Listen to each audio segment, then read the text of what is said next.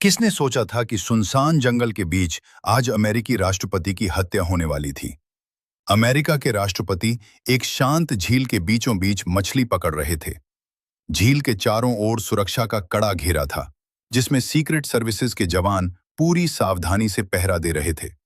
ठीक उसी समय 1 किलोमीटर दूर घने जंगल में आतंकवादी छिपे हुए थे।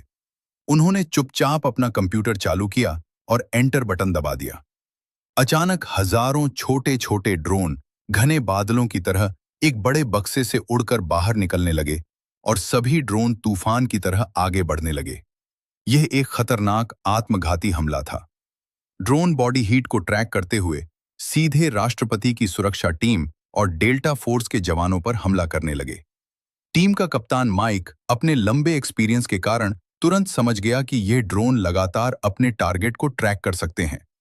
उसने तुरंत अपने साथियों को आदेश दिया कि वे राष्ट्रपति को वहीं रोककर चारों तरफ से ढाल बन जाएं।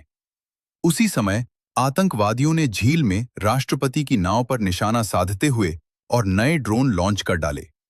ड्रोन स्वॉर्म की यही सबसे बड़ी ताकत है कि एक बार टारगेट सेट हो जाए तो पीछा छोड़ना नामुमकिन हो जाता है। ड्रोन तेजी से माइक की तरफ आए। माइक ने फुर्ती से बंदूक उठाई और उन पर गोली चलानी शुरू कर दी, लेकिन ड्रोन गोलियों से बचते हुए सीधे राष्ट्रपति की ओर बढ़ गए। एक बॉडीगार्ड ने अपनी जान देने का फैसला किया। उसने राष्ट्रपति को झटके से पानी में धकेल दिया और खुद अपने शरीर को ढाल बनाकर उस हमले को रोकने की कोशिश की। ठीक उसी वक्त माइक भी पानी में कूद गया और राष्ट्रपति के पास तैरकर पहुंचा। अब सिर्फ ये दोनों ही जिंदा बचे थे, मगर ड्रोन का हमला खत्म नहीं हुआ था, क्योंकि राष्ट्रपति ही उनका असली निशाना थे। माइक ने जल्दी से राष्ट्रपति का हाथ पकड़ा और झील के ठंडे तल में गहराई तक डुबकी लगा दी। पानी के नीचे बॉडी हीट का पता न चलने के कारण ड्रोन को उनका कोई सुराग नहीं मिला और इस तरह वे किसी तरह जान बचा पाए। दोनों को अस्पताल पहुंचाया गया, जहां वे कोमा में चले गए। राष्ट्रपति मॉर्गन अपना काम नहीं कर पा रहे, इसलिए नियम के अनुसार उपराष्ट्रपति को शपथ लेकर अस्थायी राष्ट्रपति बनना पड़ा। उपराष्ट्रपति मार्टिन बहुत दुखी था और दुआ कर रहा था कि राष्ट्रपति जल्दी ठीक हो जाए। एफबीआई ने तुरंत पूरे इलाके की जांच शुरू कर दी। उन्हें जल्द ही इलिनॉइस के बाहर एक वैन मिली जो आतंकवादियों का लॉन्च पॉइंट थी। माइक की पत्नी अपनी बेटी को लेकर अस्पताल पहुंची, लेकिन उपराष्ट्रपति ने उसे माइक से मिलने नहीं दिया। जब माइक होश में आया तो उसने देखा कि उसके दोनों हाथों में हथकड़ी लगी है। वह राष्ट्रपति की हत्या की कोशिश का मुख्य संदिग्ध बन चुका था। एफबीआई को उस वैन में उसके बाल मिले थे। उसके घर के गैराज में विस्फोटक के अवशेष थे और उसके विदेशी खाते में अचानक 3 करोड़ रुपए आ गए थे। इतना ही नहीं, उसके कंप्यूटर पर झील की सुरक्षा योजनाओं के नक्शे भी थे। माइक को लगा कि कोई उसे फंसा रहा है।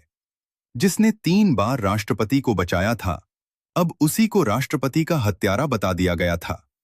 उसे पूरी तरह काबू में लेकर मौत का इंतजार कराया जाने लगा। माइक को कैदी बनाकर ले जाते समय आतंकवादियों ने फिर हमला किया। उन्होंने हाईटेक तरीके से गाड़ी का सर्किट बोर्ड काट दिया, जिससे गाड़ी टकरा गई और पलट गई। आतंकवादी पूरी तरह हथियार बंद होकर उतरे और पुलिस को मार गिराया। उनका मकसद माइक को मारना नहीं, बल्कि छुड़ा ले जाना था, ताकि उस पर हत्या की नाकाम कोशिश और फरार होने का ठप्पा लग जाए। आतंकवादियों ने माइक को जिंदा दफनाने के लिए पहले से ही गड्ढा खोद रखा था। माइक चुपचाप मरने वाला नहीं था। मौका देखकर उसने हमला बोल दिया और जोरदार लड़ाई के बाद गाड़ी पेड़ से टकरा गई।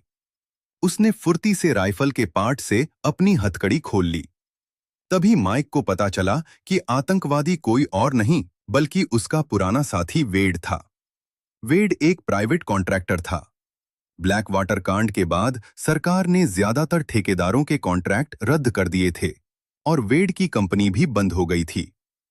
वेड को लगा कि माइक गुप्तचर ब्यूरो का डायरेक्टर बनने वाला है, तो उसने माइक से स्पेशल फोर्सेस की ट्रेनिंग का ठेका दिलवाने को कहा। माइक ने कोशिश करने को कहा, लेकिन उसे डायरेक्टर बनना पसंद नहीं था। वेड के दिल में साजिश का बीज पड़ चुका था। माइक कभी सोच भी नहीं सकता था कि उसका दोस्त उसे फंसाएगा, मगर वेड तो सिर्फ किराए का आदमी था। असली मालिक ने उसे बहुत अच्छी कीमत दी थी। माइक अब भारी इनाम वाला अपराधी था। एफबीआई ने सर्च एरिया पूरे देश में फैला दिया और आदेश दिया कि जरूरी हुआ। दोस्तों, अगर आप सभी को ये एक्सप्लेन वीडियो पसंद आ रही हो तो एक लाइक करके सब्सक्राइब करना न भूलें। माइक बाहर निकला और घने जंगल की ओर दौड़ पड़ा। वो एक गुरिल्ला योद्धा को ढूंढने आया था। एफबीआई को जंगल में माइक और पुलिस के अलावा किसी और का खून मिला, जिससे केस और उलझ गया। उपराष्ट्रपति माइक को दोषी ठहराने पर तुले थे और उन्होंने रूस पर तुरंत जवाबी कार्रवाई का फैसला किया। माइक जंगल में एक छोटी झोपड़ी में पहुंचा। तभी बगल से सफेद बालों वाला लेकिन तंदुरुस्त एक बूढ़ा निकला। ये माइक का बाप था। वियतनाम युद्ध से लौटने के बाद उसे तनाव हो गया था, इसलिए वो जंगल में छिपकर अपनी मर्जी की जिंदगी जी रहा था। बूढ़े ने कहा कि मौजूदा उपराष्ट्रपति भी वैसा ही इंसान है। हत्या का केस साफ नहीं होने पर भी मार्टिन ने प्रेस कॉन्फ्रेंस बुलाई और कहा कि गुप्तचर कप्तान माइक रोस सरकार के समर्थन से राष्ट्रपति को मारना चाहता था। उपराष्ट्रपति ने नया आदेश जारी किया और एक ताकतवर प्राइवेट आर्मी को काम पर रखा, और वह आर्मी थी वेड की सिक्योरिटी कंपनी। असल में उपराष्ट्रपति ही सारी साजिश का मालिक था। उसी समय हैकर्स ने गुप्तचर ब्यूरो के सर्वर में घुसकर देखा कि माइक लंबे समय से किसी को ट्रैक कर रहा था, और वेड ने पहचान लिया कि यह माइक का बाप है। हैकर्स ने जल्दी लोकेशन निकाली और एक छोटी टीम भेजी। बूढ़े ने कैमरों से देखा कि 15 हथियारबंद लोग आ रहे हैं। यह लड़ाई नामुमकिन थी। माइक के पिता ने दशकों से इस बल का इंतजार किया था।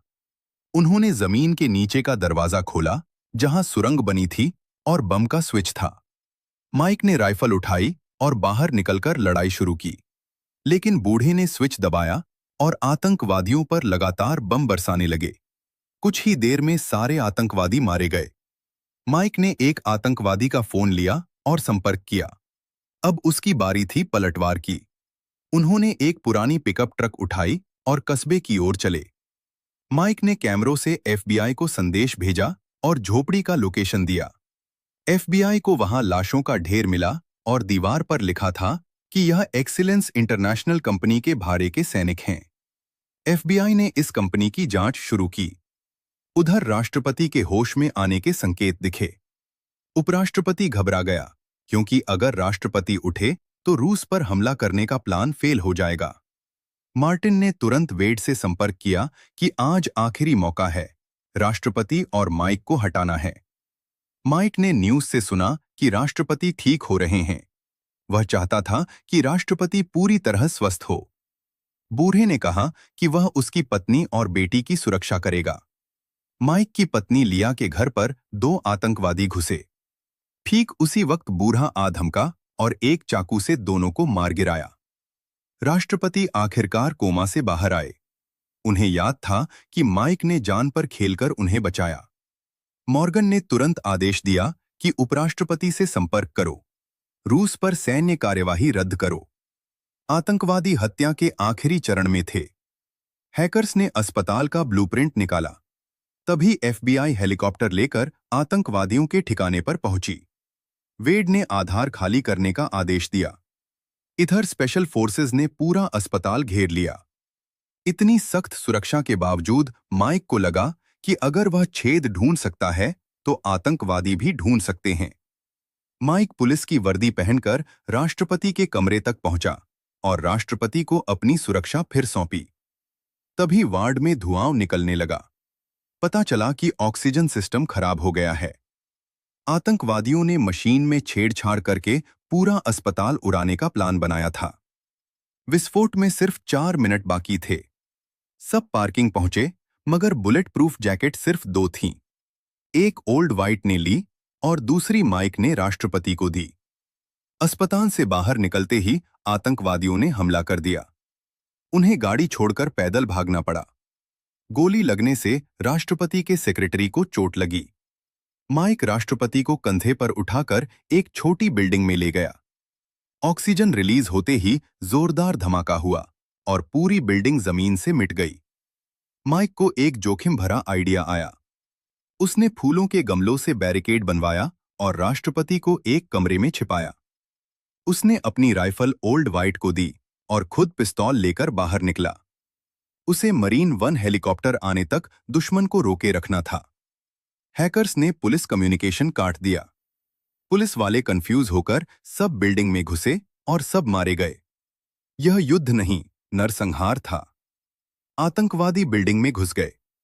माइक ने एक झटके में 3 दुश्मनों को मार गिराया।